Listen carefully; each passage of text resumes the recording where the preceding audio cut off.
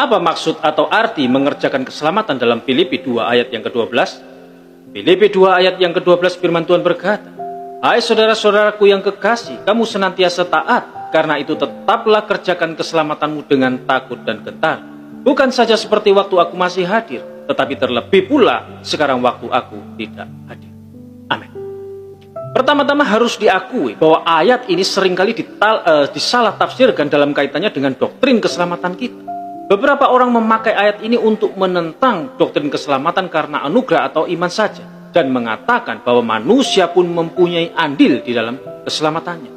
Jadi ayat ini dipakai sebagai dasar untuk mengajarkan bahwa keselamatan adalah usaha manusia atau usaha bersama antara manusia dan Allah. Tetapi jika kita menafsirkannya secara demikian, ayat ini akan menabrak begitu banyak ayat kitab suci yang menjelaskan bahwa keselamatan kita itu murni adalah anugerah Allah yang kita terima lewat iman, bukan karena usaha atau perbuatan atau pekerjaan kita, dan bahwa manusia tidak bisa dibenarkan atau diselamatkan lewat perbuatan.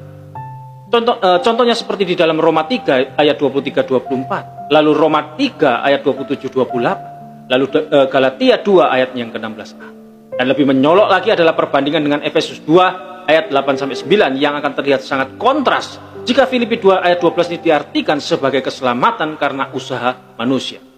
Firman Tuhan di dalam Efesus 2 8 ayat 9 berkata, "Sebab karena kasih karunia kamu diselamatkan oleh iman. Itu bukan hasil usahamu, tetapi pemberian Allah. Itu bukan hasil pekerjaanmu. Jangan ada orang yang memegahkan diri." Baik surat Filipi dan Efesus sama-sama ditulis oleh Paulus, dan rasanya tidak mungkin jika di surat Filipi Paulus mengajarkan bahwa kita harus mengerjakan keselamatan kita, sedangkan di surat Efesus ia mengatakan bahwa keselamatan itu bukan hasil pekerjaan kita. Jadi tentunya ayat ini tidak berarti bahwa keselamatan adalah pekerjaan atau usaha manusia atau usaha bersama antara Allah dan manusia. Jika kita lihat kata-kata kerjakan keselamatanmu juga tidak berarti bahwa jemaat Filipi itu belum selamat atau tidak yakin akan keselamatan mereka atau bahwa keselamatan mereka bisa hilang. Tidak. Lalu kalau begitu, apa arti mengerjakan keselamatan di sini?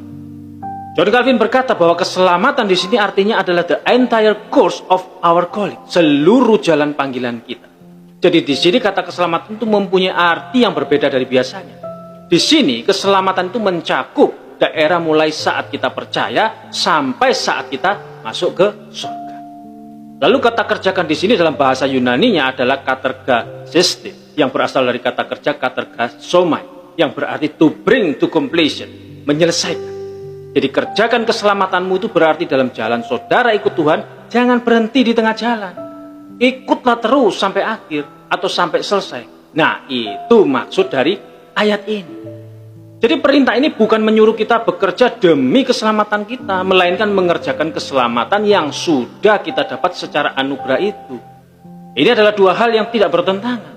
Nah, misalnya ya, saya memberikan saudara sebuah sawah secara gratis. Saudara tidak berusaha apa-apa untuk mendapatkan sawah itu. Maka itu benar-benar kasih karunia dari saya.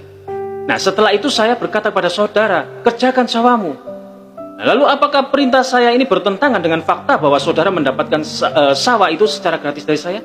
Tidak, bukan? Kita harus ingat bahwa keselamatan kita sudah dimulai sejak hari di mana kita beriman sungguh-sungguh kepada Kristus. Tetapi keselamatan itu belum kita terima secara lengkap. Dalam pengertian apa? Kita belum mencapai klimaksnya dengan masuk ke surga. Kita masih dalam perjalanan menuju ke sana, dan kita sementara menantikannya. Kalau demikian, maka posisi kita terletak pada dua titik, di mana di satu titik kita sudah selamat, dan di satu titik yang lain kita menuju keselamatan yang penuh. Kita berada di dalam sebuah perjalanan dan penantian dari titik di mana kita memperoleh kepastian keselamatan menuju titik di mana kita akan memperoleh kesempurnaan keselamatan. Nah, tindakan-tindakan atau perbuatan-perbuatan kita di dalam perjalanan menuju kesempurnaan keselamatan itulah yang disebut sebagai mengerjakan keselamatan. Maka kerjakan keselamatan itu menunjuk pada tindakan-tindakan ketaatan kita sebagai orang-orang yang sudah diselamatkan, seperti berdoa, beribadah, membaca Alkitab, bersaksi, melayani, memberitakan Injil, menasehati, mendorong, menghibur, menolong, mengasihi, dan lain-lain. Apabila kita melakukan semua itu, maka kita dikatakan sementara mengerjakan keselamatan kita. Pertanyaan bagi kita sekalian adalah, apakah kita di dalam menantikan kesempurnaan keselamatan kita sudah dan sedang mengerjakan keselamatan itu atau tidak? Pada bagian ini Rasul Paulus menasihati jemaat Filipi dan juga kita agar kita tidak menjadi pasif, berdiam diri, bersantai-santai untuk menantikan keselamatan kita, melainkan mengerjakan keselamatan itu di dalam hidup setiap hari dengan tindakan-tindakan ketaatan kita. Dalam sejarah ada banyak sekte yang mengatakan bahwa Yesus akan datang kembali pada tanggal tertentu, dan karena itu maka mereka berhenti dari segala pekerjaan mereka dan hanya berdoa dan menunggu kedatangan Yesus saja. Ini jelas sesuatu yang salah ya.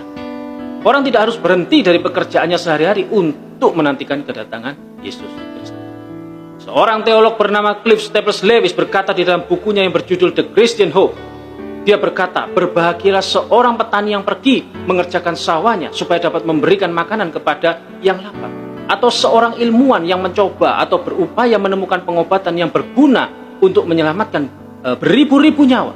Bila Kristus datang, si petani tidak akan menuai tuaiannya, si ilmuwan tidak berhasil dalam pencariannya.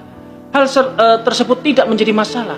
Yang penting mereka berada dalam tugasnya masing-masing ketika sang pemeriksa itu datang. Itu kata Lewis. Tuhan mau agar sambil kita menantikan penggenapan keselamatan kita, kita terus mengerjakan keselamatan kita dengan melakukan tindakan-tindakan ketaatan sesuai firman Tuhan. Seperti contohnya berdoa, belajar firman Tuhan, berbakti, melayani, bersaksi, memberitakan firman Tuhan, dan lain-lain. Oke, amin? Amin. Kiranya dapat dipahami dan menjadi pencerahan bagi kita semua. Amin. Tuhan Yesus memberkati. Shalom.